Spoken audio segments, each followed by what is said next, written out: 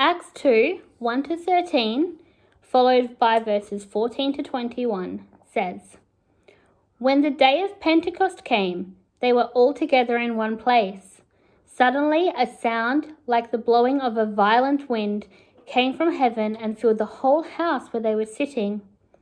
They saw what seemed to be tongues of fire that separated and came to rest on each of them. All of them were filled with the Holy Spirit and began to speak in other tongues, as the Spirit enabled them.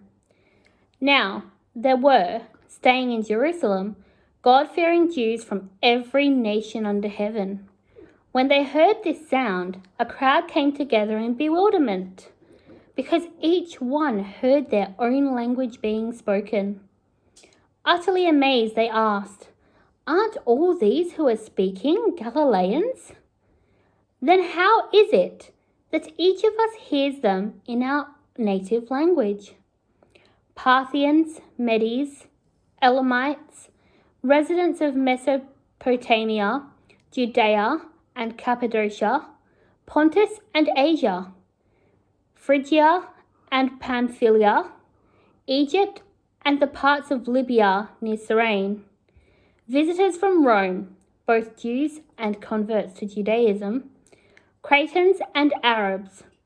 We hear them declaring the wonders of God in our own tongues.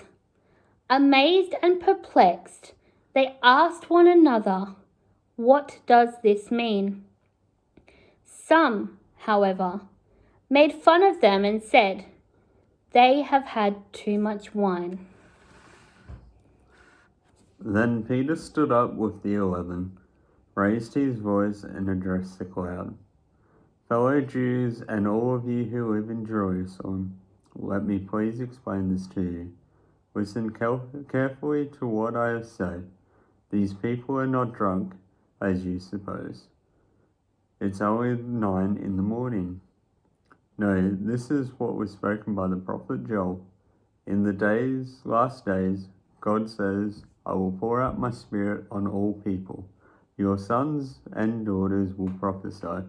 Your younger men will see visions. Your older men will dream dreams. Even on my servants, both men and women, I will pour out my spirit in these days, and they will prophesy.